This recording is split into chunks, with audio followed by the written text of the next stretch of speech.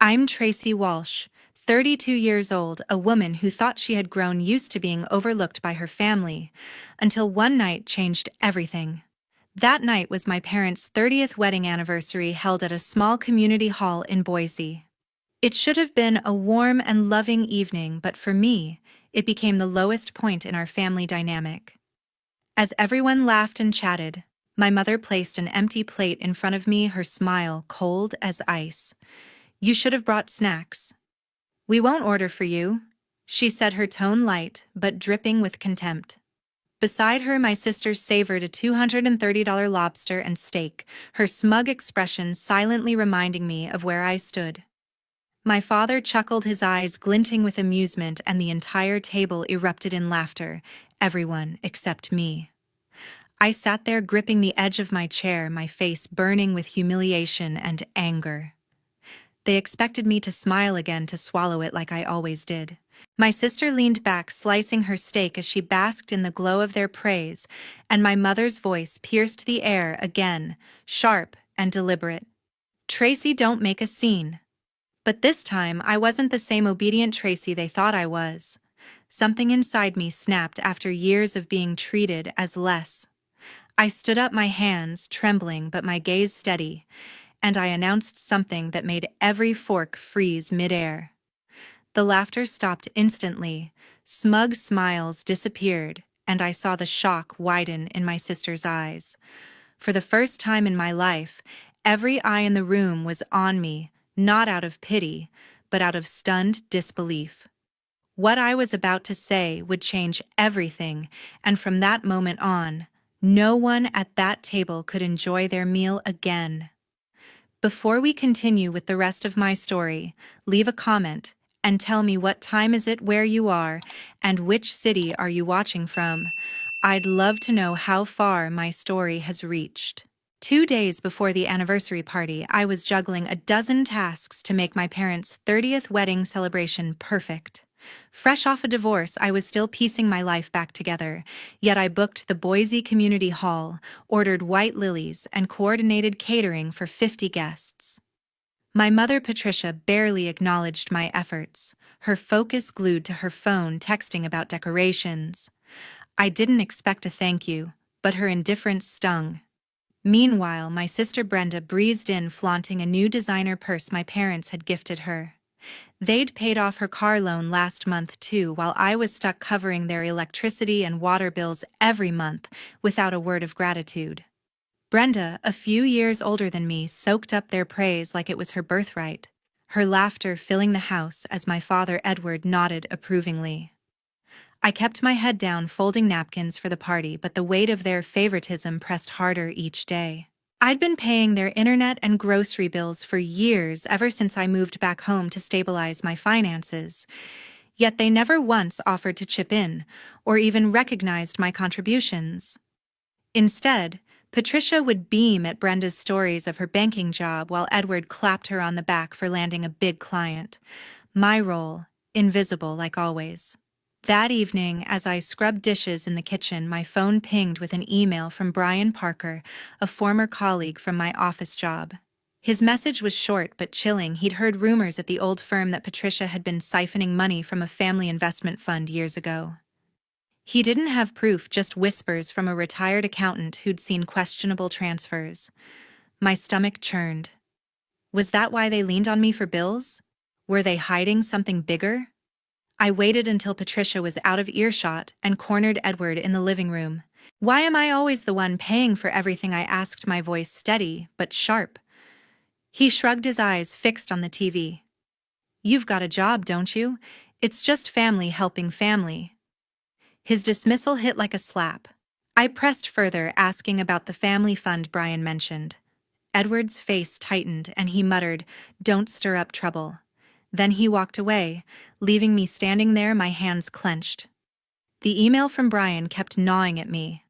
I reread it, my mind racing. Patricia had always been cagey about money, redirecting questions with a smile or a quick subject change.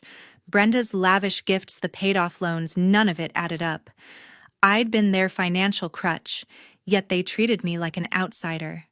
The more I thought about it, the more I felt used like a pawn in some game I didn't understand.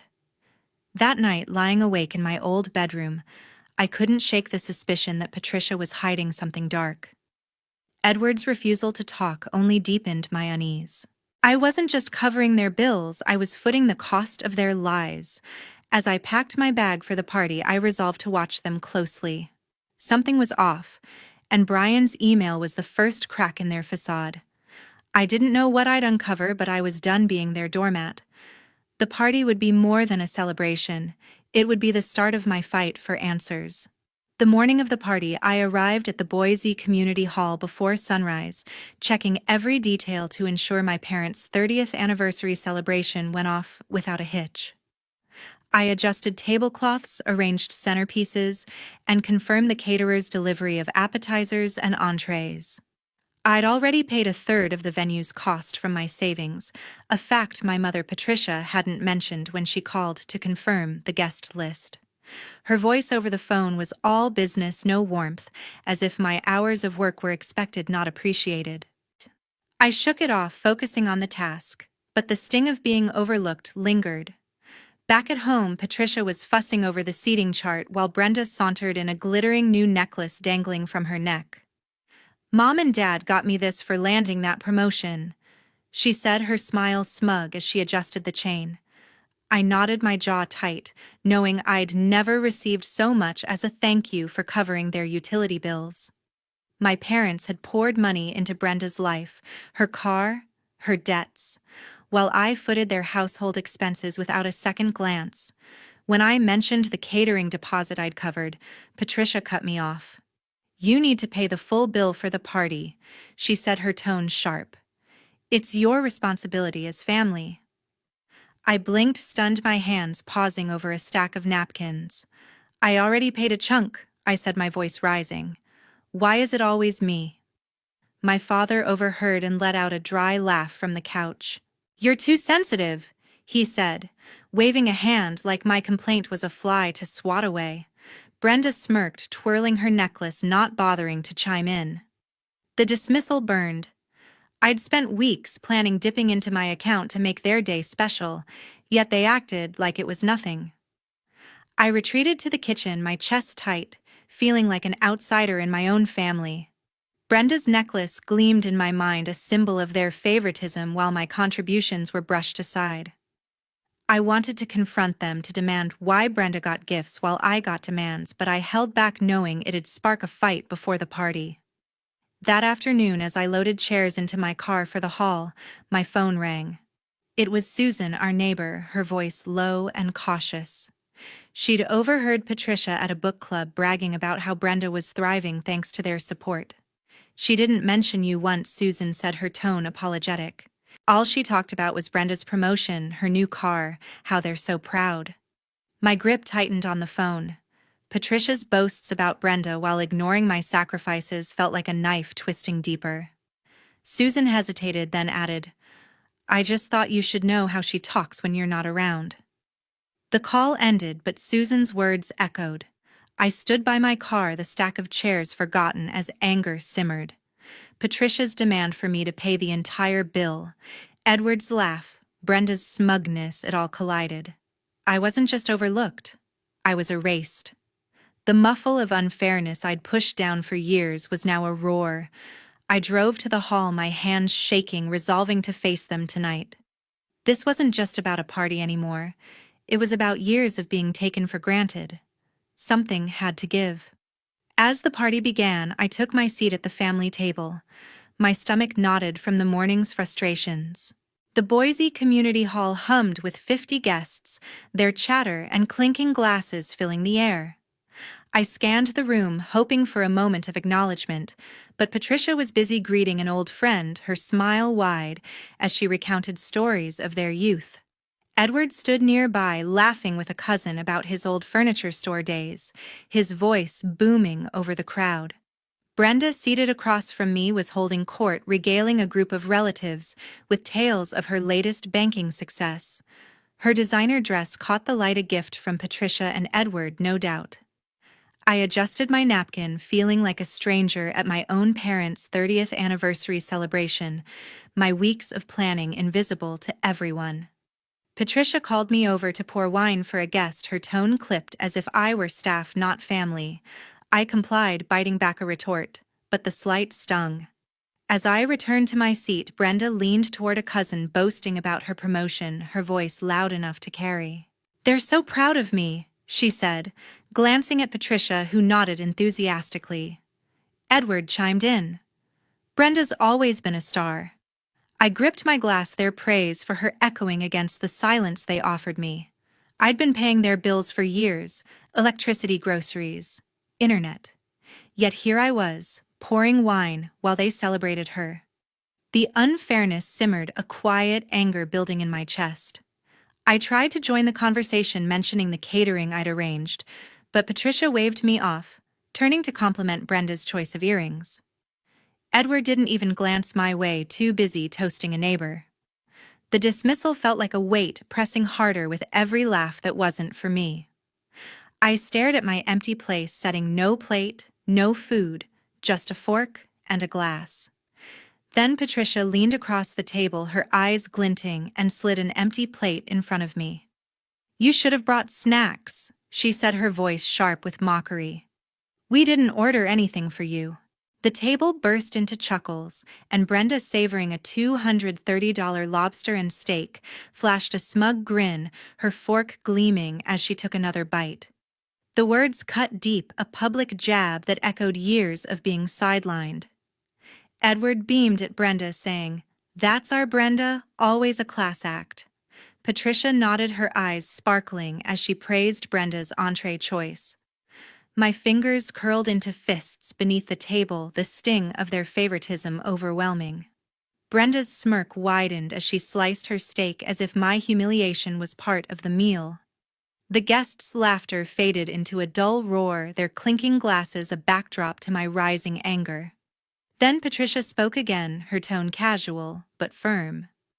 "Tracy, you're covering the bill for this, right?" Edward nodded, his expression smug. "Family pulls their weight," he said, not meeting my eyes. The audacity of it, expecting me to pay for their lavish party after ignoring my contributions, snapped something inside me.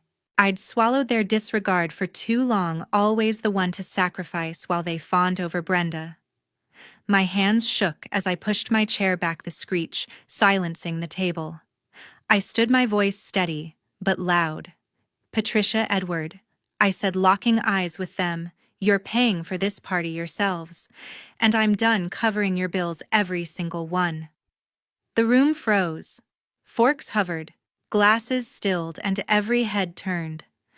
Brenda's grin vanished, replaced by a piercing glare, her lips parting as if to retort. Patricia's face hardened, her eyes narrowing. "Tracy, sit down," she hissed, but I didn't move. Edward's smugness faltered, his brow creasing as he leaned forward, caught off guard. The guests shifted, their whispers fading into a tense hush. Brenda set her fork down, her stare icy, as if I'd broken an unspoken rule. The air grew heavy, the celebration's warmth replaced by a chill. I stood taller, my pulse racing, but my resolve unshaken. Their entitlement had pushed me too far. I'd carried their financial burdens for years, believing it was my duty. But this moment, the empty plate, the demand for payment, Brenda's smugness made it clear. I wasn't just done paying, I was done being their doormat. Patricia opened her mouth, likely to scold, but I raised a hand. "No more," I said, my voice firm. "You've taken enough." Guests exchanged uneasy glances, some whispering, others staring wide-eyed. Brenda's glare held, but I saw unease in her eyes. Edward coughed, trying to regain control, but his confidence was gone. Patricia's lips pressed thin, her hands clutching her napkin. Their perfect family facade was crumbling, and I was the one unraveling it. I sat down, my heart pounding, knowing I'd drawn a line that changed everything. Their smugness had shattered, and for the first time I felt the power of my own voice. The next morning, I packed my suitcase in the quiet of my old bedroom, each folded shirt a step toward leaving. Downstairs, Patricia stood in the kitchen, her arms crossed, her face set in a scowl. "You embarrassed us in front of everyone," she said, her voice low and sharp. "If you can't respect this family, you need to leave." Edward, leaning against the counter, nodded in agreement, his eyes fixed on his coffee mug. "You caused a scene, Tracy?" he said, his tone cold. "We don't need that kind of trouble here." I stood in the doorway, my suitcase handle biting into my palm, and faced them. "I've done nothing but support you," I said, my voice steady despite the ache in my chest. "I paid your bills, planned your party, and got nothing but mockery in return." Patricia's scowl deepened and she snapped, "You're exaggerating. We've always been there for you." Edward didn't look up, just stirred his coffee as if my words were irrelevant. Their dismissal stung, but I'd expected it. Years of being overlooked had hardened me to their indifference. Brenda appeared from the living room, her expression hard. "You're so selfish, Tracy," she said, her voice dripping with disdain. "You don't appreciate everything Mom and Dad have done for you?" I stared at her, stunned by the accusation. "Appreciate what?" I shot back. "Paying your car loan while I cover their groceries. Getting a plate shoved in my face while you're praised." Brenda's eyes narrowed, but she didn't respond, just folded her arms and stood beside Patricia as if choosing sides.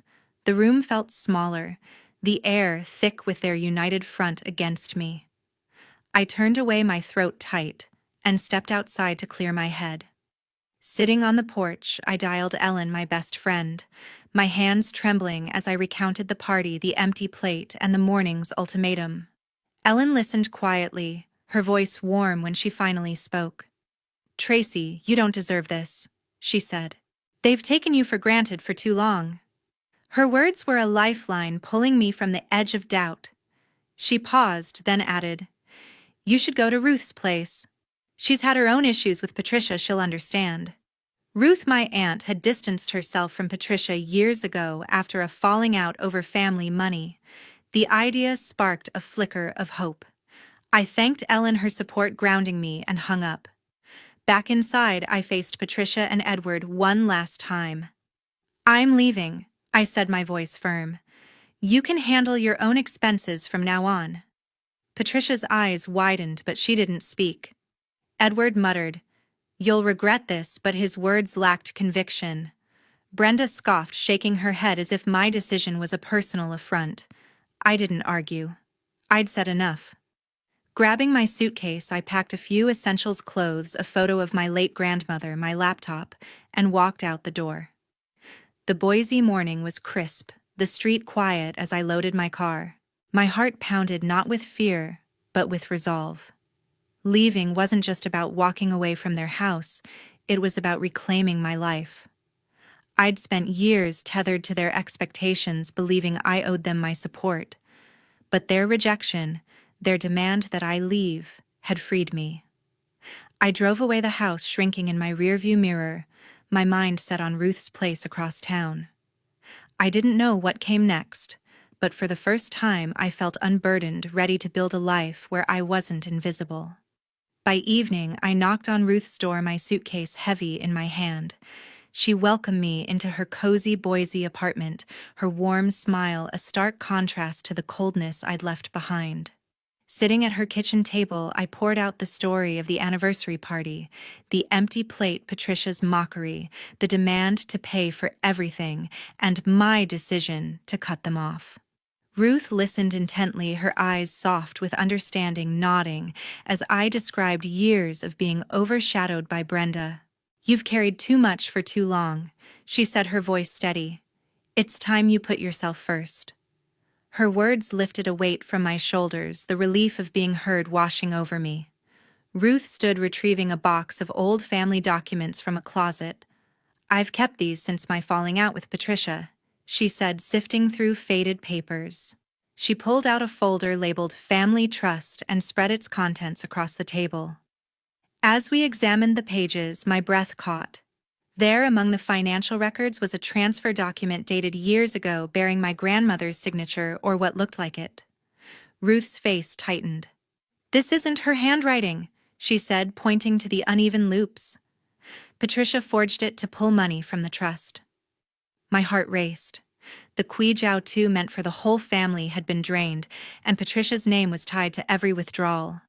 Before I could process the discovery, my phone pinged with an email from Ellen. She'd dug into Patricia's old company records after our call, pulling strings with a former colleague. Attached were scanned ledgers from Patricia's time as a financial officer, showing unauthorized transfers to an account linked to her name. "It's enough to prove she misappropriated funds," Ellen wrote. I stared at the screen, the evidence aligning with Ruth's findings.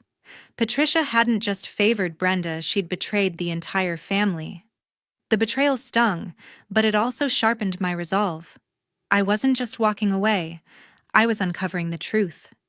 Ruth didn't hesitate.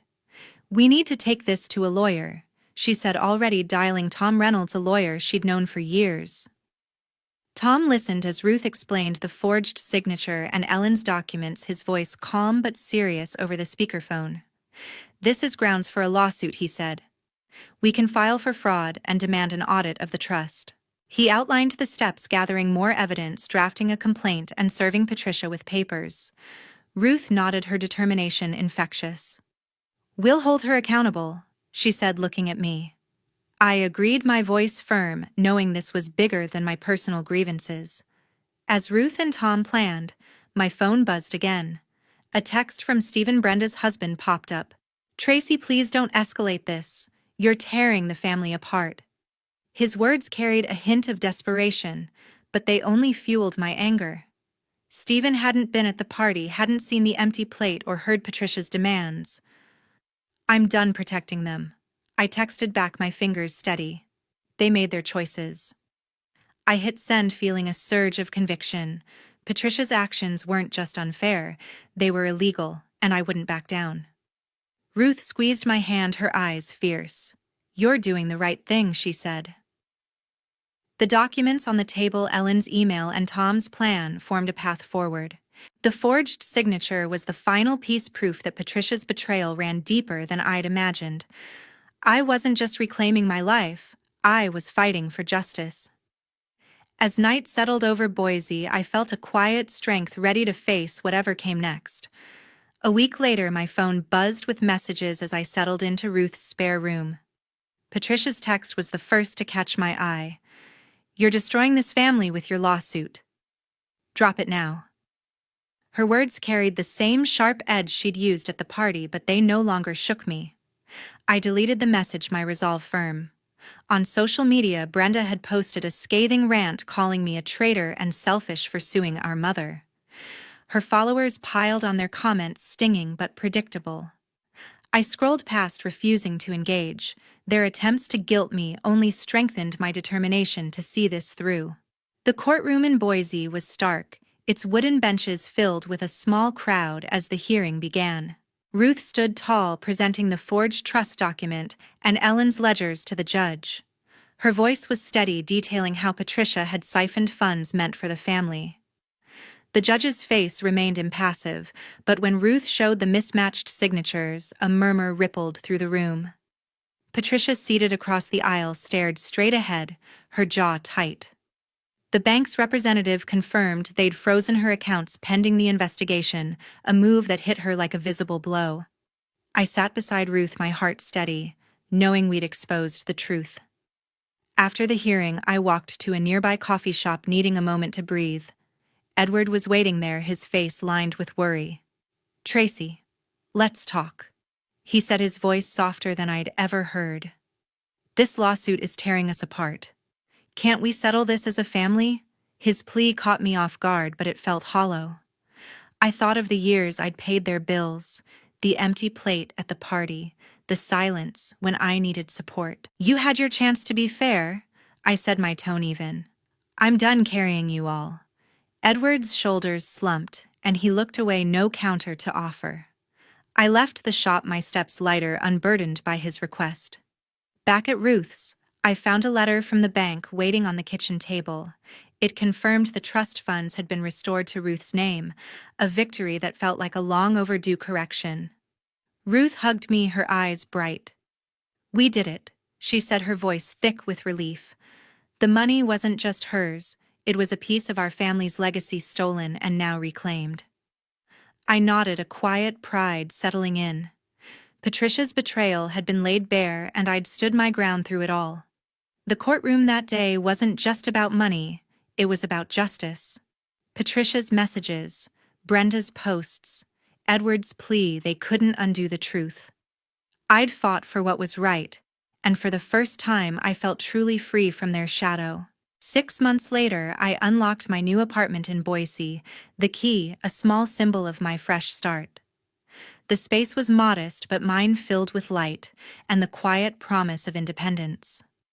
I'd cut off all contact with Patricia, Edward, and Brenda, blocking their numbers and ignoring their attempts to reach me.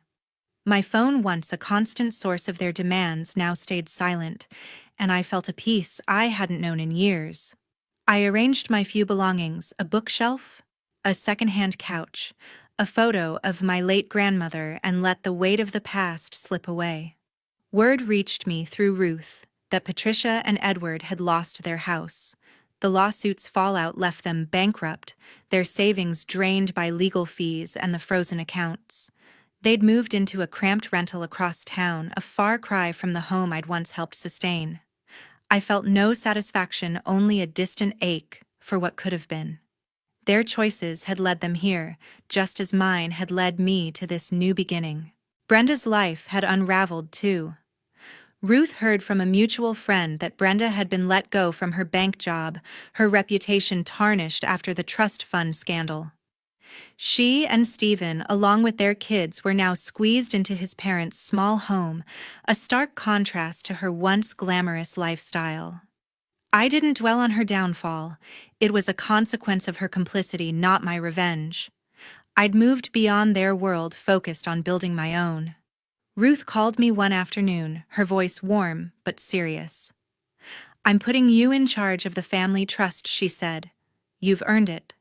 The restored funds, now safely in her name, needed someone steady to manage them, and she trusted me. I accepted, grateful for her faith. The trust's income gave me a financial cushion, letting me cover rent and start a savings plan without the burden of supporting others. For the first time, I was building a future on my terms, not theirs. As I settled into my new life, I realized family isn't defined by blood, but by respect. Ruth's support, unlike Patricia's demands or Brenda's disdain, showed me what true connection meant. I'd spent years chasing approval from people who never valued me, but now I saw my worth. Standing up at the party in court and by walking away had set me free. To everyone who's followed this story, thank you for listening. I'd love to hear your thoughts. What would you have done in my place? Share below, and let's talk about finding strength in letting go.